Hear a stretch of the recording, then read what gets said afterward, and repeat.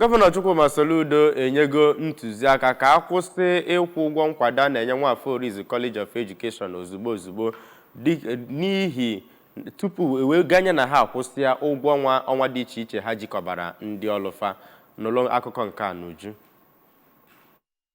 Ozi na ndị nkụzi ụlọ akwụkwọ ahụ bụ ndị nara ụlọ maka ya bụ mmemme ekeresimesi na-akwụghị ha ụgwọ ọnwa atọ, nke a kọwara na ya bụ omume site na ndị gọọmenti bụ ihe a nabatara. N'ihi nke a, onye kọmishọna na-ahụ maka mmụta bụ ọkammụta Ngozi Chumude nyere iwu nyegara onye bọsa nke ụlọ akwụkwọ ahụ ka o jee na ụlọ ọrụ onye akaụntant jeneral nke steeti a maka ịkwụ ụgwọ ahụ. N'aka nke ọzọ, onye head teacher nke United Primary School Mkpọ 1 bụ Oriakụ Ngozi Okeke bụ onye nke a gwara ka o rituo dịka onye isi ụlọ akwụkwọ ahụ maka ịnata ego ruru $6,000 maka ule common entrance. Onye kọmishọna nke mmụta ahụ bụ ọkammụta Ngozi Chumude bụ onye nkwupụtara